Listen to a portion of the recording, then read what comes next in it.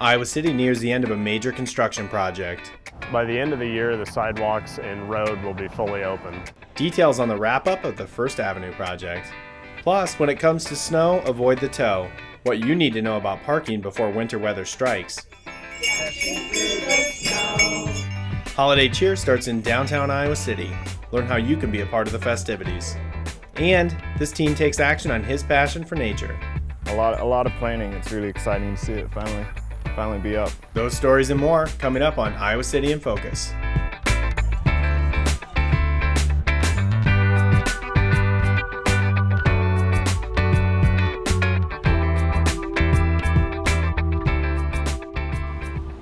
The city's been making major investments into the infrastructure of Iowa City over the past few years. But with progress comes consequences. Construction means headache for both drivers and pedestrians. But as is the case with First Avenue, upon completion, the benefits are what stand out. It just seemed to be more frequent lately.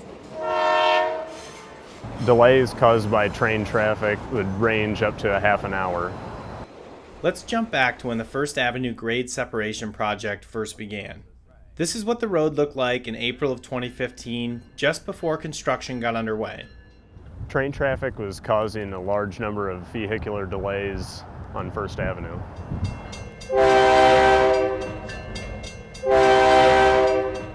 The at-grade crossing caused a number of safety concerns for pedestrian traffic as well. With more than 13,000 cars driving First Avenue every day, the 2 to 4 trains crossing the street on a daily basis were causing a major issue.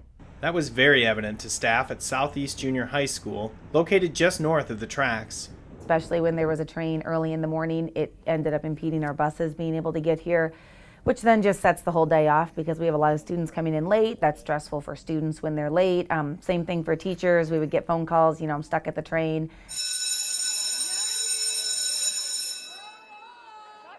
It was also a safety problem when the final bell would ring for the day.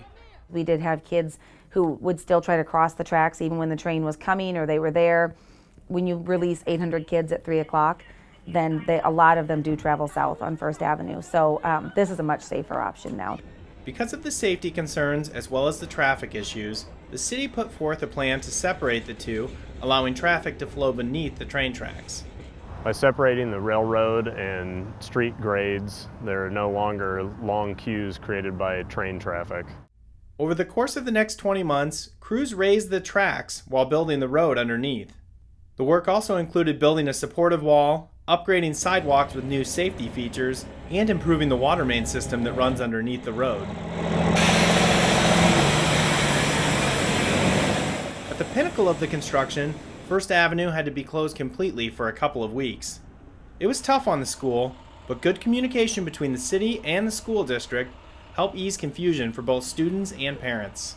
So I would say that it's been about as minimally disruptive as it could have been. Even when we had the road closed for the 2 weeks, it went as well as it could have possibly gone. Flash forward to the end of 2016, and the project is nearing completion. We're in the final stages of construction. All major construction has been completed. Final restoration and sidewalk and paving work remains. And next spring we plan on some seeding to wrap up things here on First Avenue. And while it may have caused headaches for drivers at times, the project has been praised by many. The public response to this project's been overwhelmingly positive.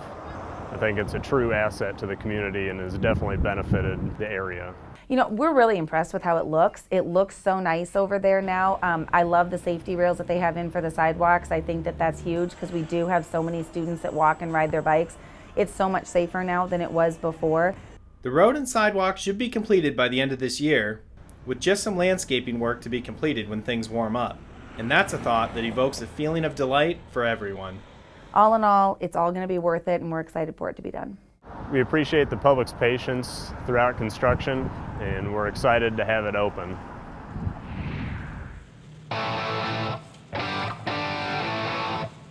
The City of Iowa City has wrapped up another successful year of its leaf vacuum program.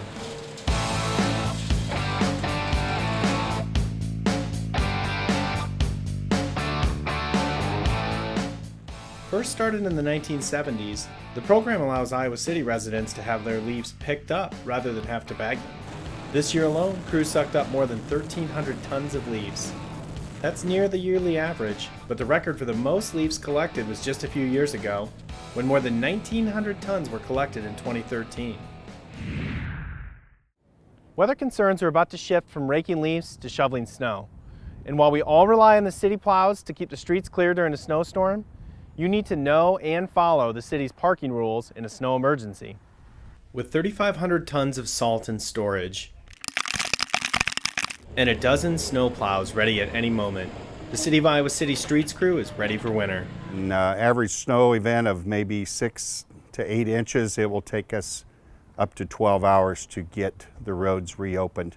But in order to clear the streets during a major snow event, the city needs you to follow the parking rules when a snow emergency is declared. Let's begin by answering the most basic question. How does the city decide when to declare a snow emergency? When we have a storm that's coming that is true to be intense, numerous inches, 7 to 10 to 12 inches, we begin to look at the safety on the streets, whether or not there's already an accumulation of ice and snow, whether or not our 12 plow routes will be able to keep those roads safe for our citizens to travel on. By taking all those factors into consideration, the city manager's office makes the final decision. Once a snow emergency has been declared, the next step is to inform you, the public, through as many outlets as possible. Via Facebook, radio stations, TV stations, our cable TV, many different ways so that people have plenty of time to move their cars to the proper side of the street or to their driveways, preferably their driveways, during that 48-hour period of snow removal that we'll be doing. Aside from the ways that Carol mentioned, the city also posts all alerts on the homepage of our website. Additionally, we do send out alerts to anyone who subscribes to our e-subscription service. Because snow emergencies impact all drivers, including people from out of town, the city also provides warning signs. At the 12 entrances to the city, we have drop-down signs that you don't even notice they're there until we have a snow emergency, and it tells you where to go for information. It's bright orange, and once you come into the community and you see that, you begin to realize, guess what, I better be thinking about where I'm parking. The city will allow a minimum of 4 hours before parking enforcement begins, but it's important that you act quickly. The biggest obstacle is when cars are parked directly across from one another and that we're not able to get a truck through that narrow opening that's created. So where can you park? For roads where you are normally allowed to park on both sides of the street, drivers will have to alternate which side of the street they park on based on the calendar date. So we've declared a snow emergency on Tuesday, the 1st of the month. So that's the odd side of the street. So you'll need to park your car on the odd side of the street for that day. On the second day of the snow emergency, which would be the second, it's on the even side of the street, and that's the side of the street that you're going to park your car on. Drivers must still follow all posted signs during a snow emergency, meaning there is not an exception for streets where parking is only allowed on one side of the street or prohibited altogether. You must still follow those rules. If you don't, you will prevent snowplow drivers from doing their jobs. If it looks too tight, the operator will not go there and therefore the street will remain unplowed. The city does offer some additional parking options for drivers. We have parking ramps that will be open during that period of time so that you can move your car off street. Overnight, it's free parking. Also, our city parks, Mercer Park, City Park, and Happy Hollow will be plowed so that you can move your vehicle to that site over that period and not be worried about getting your car plowed in or possibly being hit by somebody coming down the street sliding. We understand that snow emergencies can be a hassle for those who use on-street parking, but keeping our streets clear and safe for travel is our #1 priority. Best to get your cars off the street, use your driveway or a neighbor's driveway or any place but in the street area during the worst of the storm so that we can make an efficient pass and stay ahead of the problems created when there isn't a clear path. Because the roads need to be cleared in case of an emergency, if you fail to follow these rules, your vehicle will be towed at your expense. There's a $50 ticket. After the ticket, you'll have towing fees. After the towing fees, you could be up to $200. And so the important thing is to, very beginning, as soon as you hear that there's a snow emergency, to start looking at where you're going to put your vehicle. Towing is a last resort, but being prepared is key to avoiding this worst-case scenario. The best thing you can do is have a plan prepared for when winter weather brings its worst. Stay alert whenever there's a snow event that there could be the need for a snow emergency. which requires everyone's cooperation. Have you ever wondered how the city decides which streets it's going to plow first? Well, the city has a priority ranking that determines the order in which they are plowed. First priorities, shown in red on this map, are the city's main roads, including emergency and bus routes. Second priority is in blue and are made up of heavily traveled streets and often steep hills that are tough to travel. The third and last priority, highlighted in green, are the flat residential streets. These are the easiest roads for vehicles to navigate. It's more than just roads that need to be kept clear. All homeowners are responsible for shoveling your walk. All sidewalks must be cleared within 24 hours of a snowfall of 1 inch or more. You must clear the entire walk, not just a portion of it. Many people forget that there are multiple reasons to keep your sidewalk clear. It's a safety issue. You don't want people walking out in the streets. You want them on the sidewalks. We have very specific regulations on clear width down to concrete because we do have people that are using assistive devices like a walker or a wheelchair to travel down the sidewalk. So it's important that those rules are followed. If you are renting a property, check with your landlord ahead of time to determine who is responsible for snow removal. Here's a few different ways you can report a property that hasn't been cleared. You can use the IC.gov Express app for any smartphone. It's available for free download at the city's website. You can also make a complaint online by going to icgov.org/icgovexpress. Or you may dial the complaint hotline, which is 319-356-5152. Of course, there's more to winter than just snow. We've got a lot of great holiday events coming right here to downtown Iowa City. Joining me to talk about that is Betsy Potter with the Iowa City Downtown District. Thanks for joining me. Thanks so much for having me. Let's start with your most popular event. You've got the return of the horse-drawn carriage rides. Tell me a little bit about that. Yeah, so every year for the last 3 years, we've brought the horse-drawn trolley rides to Iowa City, and it's Country Gentlemen's Horse and Carriage Service out of Waterloo. They bring down an enclosed trolley, and then it's drawn by 2 horses, and it gives you a small ride around downtown, about a 15-minute ride for 30 people at a time, and it goes on from 11:30 to 2:30, and it starts at our partner, Hills Bank and Trust on Clinton Street, and you just show up. It's free rides for families, for anybody who wants to attend, and we get about 200, we can do about 200 people each Saturday, but it fills up really quickly, so we encourage people to come early, get in line, get their free ticket, and then they know what time they'll go.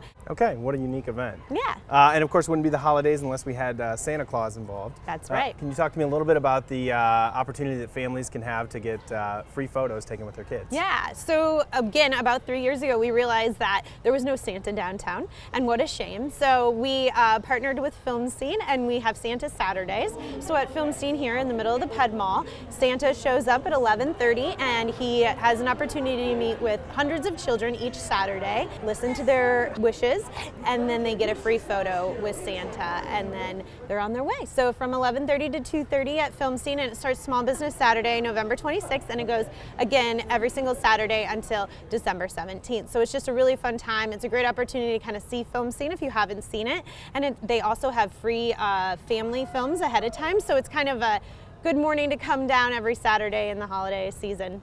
Okay, great. And I couldn't help but notice you've got a little friend with you here. This has to do with the scavenger hunt that you guys have going on. Correct. Talk a little bit about the scavenger hunt. So this is our downtown hunt for the elves. There will be about 28 elves hiding throughout downtown Iowa City, and they're directly inside of our businesses. So rather than looking around outside in the cold, all you need to do is come down, look and see there's a window sticker on each participating business, and then you go inside the business, and we encourage, kids and families or adults, whoever wants to participate, to find each elf, and they all have a different name. And then once you find the elf, you get a card with their name on it. There's Tinsel and Buddy and 28 elves. And once you find 15, you turn them in at the Engler Theater or at Iowa Book, and then you get a little prize. So it goes on for an entire month. It starts on November 26th and it goes till December 24th. So you have a long time to collect your 15 elves, but it's a really great activity. We get about 600 kids that do it each year, but it's really easy, free, obviously, and just kind of fun to participate. Yeah, another fun free event. Yeah. That's great. And of course, holiday market is coming back as well. Shopping's a big part of the holiday season as well. Talk a little bit about what that offers and what people who attend can expect. So the holiday market is coming back for its second year, and it'll be right in Black Hawk Mini Park And no worries, because it's a heated tent. It's a large heated tent with lots of holiday music, and we will have hot toddies at the cash bar, cocoa, coffee, a whole bunch of stuff just to enjoy the atmosphere. And then there's also 16 vendors that are bringing the best of the gift items down to the market, and they will be displaying everything that they have from 10:30 to 5:30 on December 10th. So it's just kind of a fun time to get down shopping, finish your holiday shopping. And the next day, you guys have a returning event. This is the gingerbread competition. Right. What a neat idea. Tell me a little bit about how that came about last year and why you guys decided to bring it back. Yeah, so we were looking for an accessory event for kids to happen downtown, and we've wanted to do a gingerbread house competition for years now. We did it last year in the holiday market tent following the holiday market, and we had a huge response that actually we grew out of that space. We can't do it in there anymore because we had so many people wanting to participate, and it was just the most fun that we've ever had. We had hundreds of people participate. Essentially what happens is we're going to have it at Hotel Vitro this year on a Sunday instead, so we have a little bit more space. And essentially you buy a house and you get a team up to 4 people, and you come in and you get an hour and a half to build, and then at the end of the hour and a half we ask you to put your hands up, no more building, no more decorating, and then we have judges that walk around and we name the top 3, and then they're given prizes to downtown. And so we have 2 shifts this year. It's on December 11th at Hotel Vitro, and the first shift to go from 1 to 3, and then the second shift is probably a little more adult oriented, and that again, we have a cash bar at that time, and it'll go into the night a little bit on a Sunday, and it starts at 6 and it'll go to 8. We're hoping to have some live music and letters to Santa if kids wish, and then it's just a great competition and a lot of fun, and then they take home their gingerbread houses at the end of the night. All right. Well, a ton of stuff going on, Yes. and obviously it's happening right here in downtown Iowa City. If you need more information, go to downtowniowa.city.com. They have a full list of all the events going on.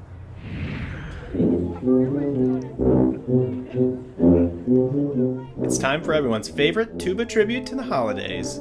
The University of Iowa Tuba and Euphonium Ensemble will again be performing the Holiday Tuba Concert. Come to the steps of the Old Capitol Museum on December 9th at 12:30 to hear traditional holiday favorites such as Frosty the Snowman and It's Beginning to Look a Lot Like Christmas. The public is invited to bring a new unwrapped toy to donate to charity. And here's another event that offers a different kind of holiday chorus. The Iowa City Animal Adoption Center will hold the annual Holiday with the Hounds on December 10th from 10 to 2. The event doubles as a holiday open house for people who are interested in adopting a pet and a supply drive for animals housed at the center. Gift cards to pet stores are always welcome, and here's a list of gift items visitors can bring as well. Dry pet food, toys and chew toys, unscented cat litter, small washable cat beds, small water and food bowls, large bath towels, washcloths, and blankets. For more information, head to icanimalcenter.org. A core value to the Boy Scouts of America is a profound level of respect and appreciation for nature. An Iowa City teen recently demonstrated those principles while completing his Eagle Scout project. And with a little help along the way, he was able to turn that concept into a reality. Osprey platform seemed like too big of a project at first. An osprey is essentially a large hawk. They have a white underside and a distinctive crook in their narrow wings. Like many other animals, living near its food source is key. Just ask Max, a life scout for Troop 2000. It's just an area where they can build a big nest high up where they can see around large radius, and where they have a body of water nearby where they can fish and feed their young. Unlike many birds, osprey are not opposed to living in a man-made nesting platform. That's exactly what Max built for his Eagle Scout project, but it wasn't without some doubts. I wasn't sure how I was going to get the pole up. Boy Scouts can do a lot, but we can't put up a 40-foot pole with a platform on it. Given the obstacles of the platform, Max first considered a more manageable undertaking. I was going to build some bluebird houses and put them up here around Terry Trueblood. But he then got some additional encouragement from Jim Walters of the Johnson County Songbird Project. A very unique bird that has been making a dramatic comeback in the upper Midwest. And Jim isn't exaggerating about the comeback.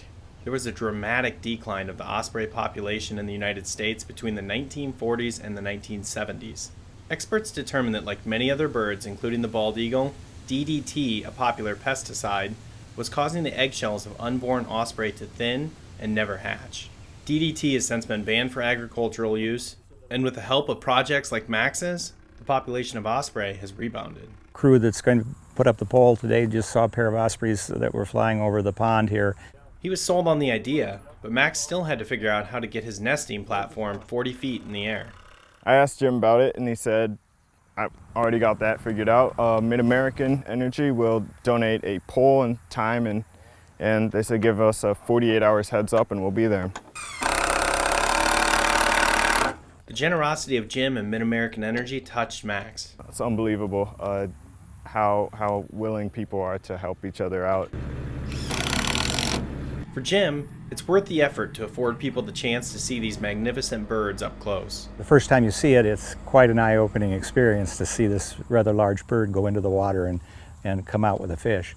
Max says getting the platform up was great, It was exciting to build it, and even more exciting to see it put up. but that he hopes the end result is even more satisfying. In the end, everybody benefits. They can come out here to the Terry Trueblood and walk around. You'll be able to see the platform, and hopefully osprey is nesting out here on it. And in case you were wondering, Max made Eagle Scout.